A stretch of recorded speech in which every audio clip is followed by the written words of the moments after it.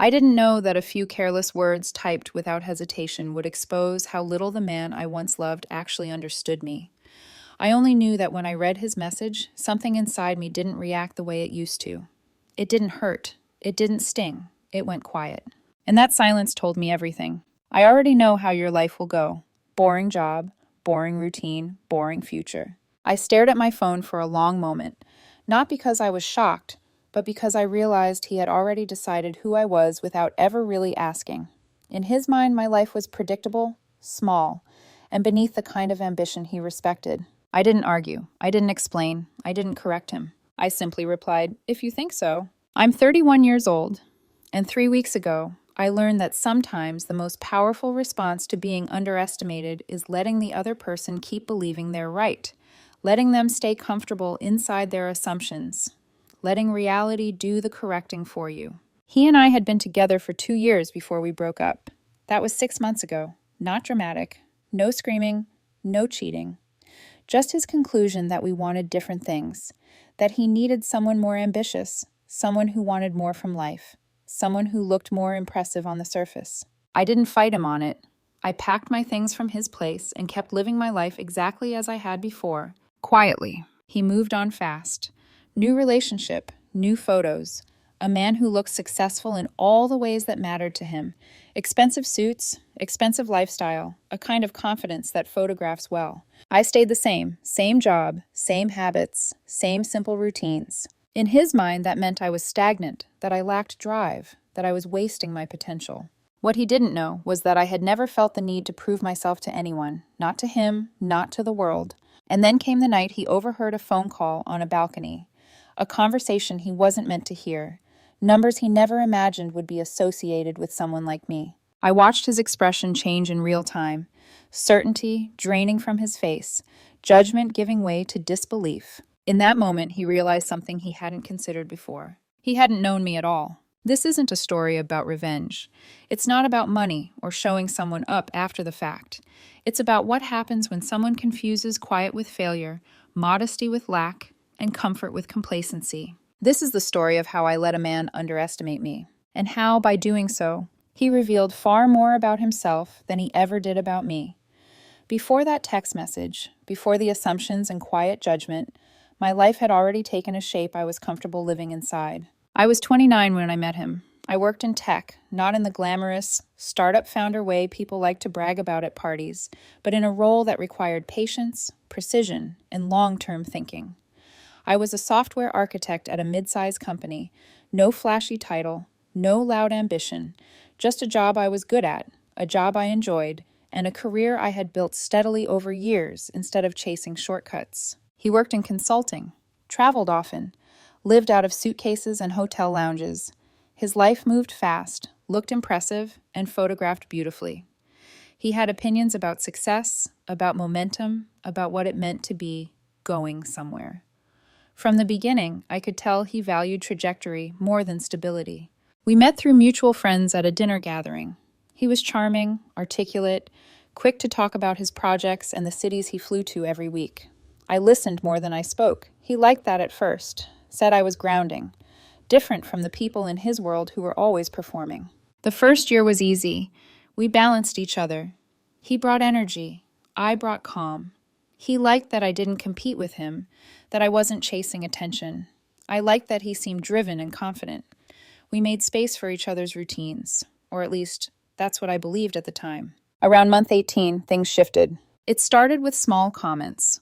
Questions disguised as concern. Why didn't I upgrade my apartment? Why did I still drive the same old car? Why wasn't I interested in networking events or chasing promotions? Why was I content staying where I was instead of constantly pushing for more? I tried to explain that I liked my work, that I valued flexibility and autonomy, that success didn't have to look loud to be real. He listened, but I could tell he didn't accept it. In his world, comfort meant complacency. He began pulling away subtly. Less curiosity, more comparison. His friends, his colleagues, his environment reinforced a narrow image of achievement. And slowly I stopped fitting into it. When we broke up, it was calm, almost sterile. He said we wanted different things, that he needed someone more ambitious, someone who wanted more from life. I didn't argue. I didn't plead. I didn't try to convince him I was enough. I packed my things from his place and went home. We stayed loosely connected afterward, not by choice, but by circumstance. Shared friends, occasional gatherings, polite distance. I watched from the outside as he moved on quickly, dating someone new, someone who matched his image of success perfectly. And I kept living my life exactly the way I always had.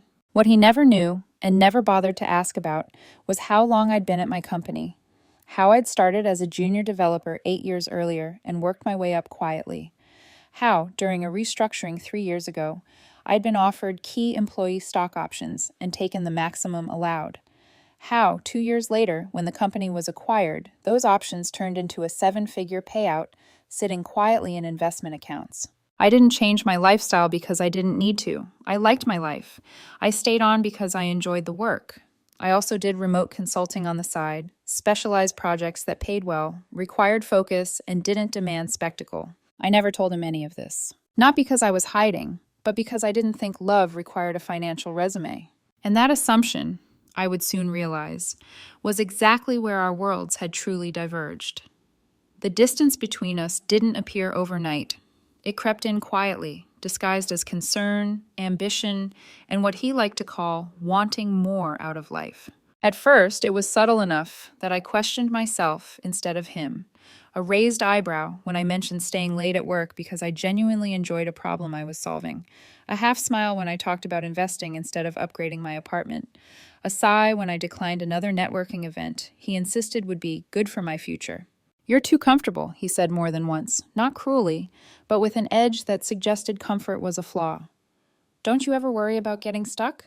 I told him the truth, that I liked where I was, that I valued freedom more than titles, that stability didn't scare me. I thought those answers were enough. They weren't. His world was loud, constant motion, clients, flights, deals, dinners that blurred into one another. Mine was quieter, structured, intentional. And slowly that contrast stopped feeling complimentary and started feeling like a judgment. He became more critical, not directly at first, but through comparison. He talked about friends who were moving fast, about colleagues who had just bought bigger places, nicer cars. He'd ask questions that weren't really questions at all. "Don't you think it's time to upgrade your lifestyle? Why don't you care how things look? Is this really all you want?" Each time I felt myself shrinking just a little, not because I doubted my choices, but because I realized he didn't respect them. His friends reinforced it without meaning to. Casual comments at dinners, jokes about my old car, curious looks when I said I worked from home most days. No one was overtly rude. They just assumed, the same way he did, that quiet meant limited. I noticed he stopped asking about my work, stopped listening when I talked about projects. Conversations became one-sided, focused on his schedule, his stress, his goals. I became the steady background presence, reliable, unremarkable. The more he pulled away, the more I withdrew, not out of spite, but out of self-preservation. I didn't feel the need to perform for him, and that, I think, frustrated him more than anything else. When he finally said we wanted different things, I wasn't surprised. Disappointed, yes. Hurt, quietly, but not shocked. What stayed with me afterward wasn't the breakup itself. It was the realization that he had never really been curious about who I was beneath the surface. He had been evaluating me against a checklist I never agreed to follow. And still, I didn't correct him. I didn't sit him down and explain my finances, my career trajectory, the choices I had made deliberately and thoughtfully. I let him believe what he wanted. Because deep down, I was starting to understand something important. Anyone who needed me to look successful before respecting me was never going to value the parts of me that actually mattered. I just didn't know yet how clearly that lesson was about to be revealed. The moment that changed everything didn't come during an argument or a dramatic confrontation. It arrived quietly, disguised as a text message sent late on a Tuesday night. I was at home, sitting at my desk, working on a side project I'd been slowly building over months. The apartment was quiet, comfortable, the kind of quiet that makes you forget how loud someone else's expectations used to be. My phone buzzed. His name. I hadn't heard from him directly in weeks. We'd existed in the same extended social orbit, nothing more. So when I saw the message, I hesitated before opening it. "I saw your LinkedIn, still at the same company, same position." I smiled faintly, not amused, not offended, just aware. "Yep," I replied. A few seconds passed. Don't you ever want more? I leaned back in my chair, considering how many versions of this question I'd already answered while we were together. I'm good where I am. The reply came quickly this time. I already know how your life will go. Boring job, boring routine, boring future. You're too comfortable. I stared at the screen, the words sitting there with a confidence that only comes from certainty, unchallenged by facts. Part of me felt the old urge to explain, to defend myself, to list achievements he'd never asked about.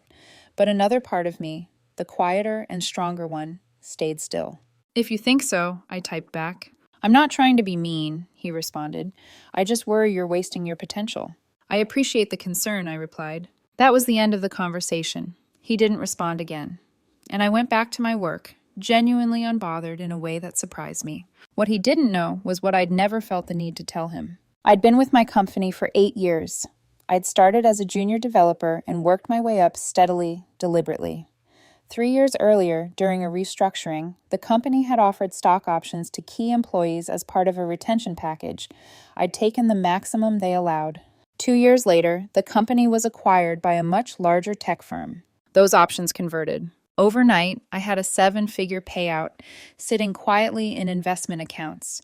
I didn't celebrate publicly. I didn't quit my job. I didn't upgrade my lifestyle. I invested most of it and kept working because I genuinely enjoyed what I did. On top of that, I'd been doing remote consulting for years.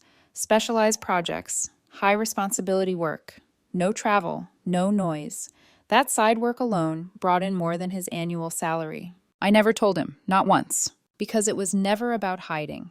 It was about not needing validation from someone who only respected what he could immediately recognize. A few days later, I was invited to a mutual friend's birthday party. Small gathering. Casual. I almost declined, but the friend insisted. That decision would put me on a balcony, holding a phone, having a conversation he was never meant to hear. And that was when everything he thought he knew about me began to fall apart. I almost didn't go to the party. After the text exchange, something in me wanted to stay invisible, to keep my life neatly separated from his assumptions. But the friend hosting it called me directly, said it wouldn't feel right if I wasn't there. So I went, not to prove anything, just to show up as myself. The apartment was warm, crowded in a comfortable way, around 20 people, music low enough for conversation, city lights spilling through the windows. I recognized familiar faces, exchanged hugs, accepted a drink. And then I saw him. He was there with his new boyfriend. The contrast was immediate. Designer jacket despite the casual setting, expensive watch catching the light every time he lifted his glass. The kind of confidence that comes from believing appearance equals arrival. I noticed him before he noticed me. When he did, his expression flickered, surprise first, then something closer to curiosity. Hey, he said, approaching with a polite smile. Didn't know you'd be here. Friend invited me, I replied. He introduced me to his boyfriend. We shook hands. The grip was firm, almost competitive, a silent measurement. So what do you do? The boyfriend asked, like it was a reflex. I'm a software architect, I said. Oh, he replied, already losing interest. Tech stuff. It is, I said calmly. They drifted away to mingle. I didn't follow. I talked with friends, laughed, felt strangely at ease. There was no tension in my body, no urge to explain myself. That surprised me most. Around 9, I stepped out onto the balcony to take a call. A client, someone I'd worked with on multiple high-value consulting projects. Thanks for calling back, I said. I wanted to discuss the new contract terms before we finalize. Of course. They wanted me specifically for the project. We talked scope, timeline, expectations. I explained the commitment required, adjusted my rate accordingly. For this scope, I'd propose $350 an hour, I said. Remote. That's more than fair, the client replied. We'll send the updated contract. When I ended the call, I turned and saw him standing in the doorway. He hadn't meant to eavesdrop. I could tell by the way his face had gone still, like something fundamental had shifted under his feet. How long were you standing there? I asked gently. $350 an hour, he said quietly. For 4 months. That's a lot. It's a complex project, I replied. They need a specific skill set. He stepped closer, voice lowered. You've been doing this for years? Yes. Why didn't you ever tell me? I looked at him, really looked at him, and felt no anger, just clarity. You never asked, I said. You decided who I was based on what you could see. He opened his mouth, then closed it. His boyfriend called from inside, asking if he was coming for the cake. He glanced back, then at me. "So you're successful," he said. "More than I thought." "Depends on how you define success," I replied. "I like my work. I live comfortably. I choose my time. That's enough for me." "But you let me think—" "I let you think whatever you wanted," I said softly. "I never lied. I just didn't perform." Silence stretched between us, city lights blinking below. "That text you sent me," I said, "about my boring future. You were so sure." "I was wrong," he admitted. "Yes," I said, "but even if you hadn't been, it still wouldn't have been okay to speak to someone that way." He looked down at his glass. "I know, I'm sorry." "Are you sorry you were wrong?" I asked, "or sorry you misjudged me?" He didn't answer. That told me everything. He went back inside. I stayed on the balcony a little longer, breathing in the night air, feeling something settle into place inside me. I didn't feel vindicated. I felt free. I left the balcony after a few minutes and rejoined the party, but something had shifted in the air, not loudly, not dramatically, just enough that I could feel it in the way conversations hesitated when I approached, in the way eyes lingered a second longer than before. He was quieter after that. His laughter sounded forced. His boyfriend stayed close to him, one hand always resting possessively on his back, as if proximity could anchor something that had just come loose. I didn't engage. I didn't need to. The truth had already entered the room, and it didn't require my participation to do its work. I stayed for another hour, talked to the host, said my goodbyes, and left without another word to him. The city felt calm as I drove home. The same streets I'd driven for years, the same car he once joked about upgrading for me. I felt light, not triumphant, just settled. Around midnight, my phone buzzed. It was him. "I've been thinking about what you said." I didn't reply right away. I went to bed, slept deeply, and answered the next morning. "You were right," he wrote. "I judged you unfairly. I made assumptions because you didn't fit what I thought success should look like." "Okay," I replied. There was a pause. "That's it?" he asked. "Just okay?" "What do you want me to say?" I wrote back. "That it didn't hurt? That it didn't matter how you spoke to me toward the end of our relationship?" Another pause. "I just want you to know I recognize I was wrong." "I appreciate that," I replied. Then came the question I'd been expecting, even if I hadn't admitted it to myself. "Are you seeing anyone?" I stared at the screen for a long time. "Why does that matter?" I asked. "Just curious," he said. "I think you should focus on your current relationship," I replied. "Your boyfriend seems nice." "He's fine," he wrote back. "Fine?" I asked. "He's what I thought I wanted," he admitted. "Successful, ambitious, makes good money, but we're both so focused on how things look that we never actually enjoy anything." I read that message slowly. "That's something you need to figure out with him," I replied, "not with me." "I know," he said. "I'm not asking you to fix it. I just wanted you to know I get it now. What you were trying to show me back then. That success doesn't have to look a certain way." I took a breath before answering. "I wasn't trying to show you anything," I wrote. "I was just living my life. You chose not to see it." He didn't respond after that. Over the next few days, mutual friends reached out casually, mentioning that things between him and his boyfriend seemed tense. Arguments, long silences, a growing discomfort that no amount of polished appearances could smooth over. I didn't ask questions. I didn't offer commentary. But I could feel the escalation happening without me being present for it. His certainty was cracking. His carefully chosen image was no longer protecting him from self-reflection. And for the first time since our breakup, I realized something quietly powerful. I was no longer part of the problem he was trying to solve. The quiet after that conversation was heavier than I expected. For days, nothing happened on the surface. No messages from him, no dramatic updates from mutual friends. Just a low, steady silence that gave my mind too much room to wander. And in that space, the doubts crept in. Not about my choices, about myself. Late one night, I sat alone in my apartment, laptop closed, lights dimmed, the city humming faintly outside my windows. I replayed moments from our relationship that I'd filed away as insignificant at the time. The looks he gave me when I talked about work, the impatience when I didn't want to chase what impressed him, the way I'd learned to explain myself more carefully around him, softening my words so they wouldn't sound like excuses. I realized how often I had tried to make myself legible to someone who had already decided not to read me. That realization hurt more than the breakup ever had, because it meant I hadn't just been underestimated by him. I had participated in it. I had stayed quiet when I felt dismissed. I had allowed his version of success to hover over me, even when I knew it didn't fit. Not because I believed him, but because part of me hoped he would eventually see what he'd missed.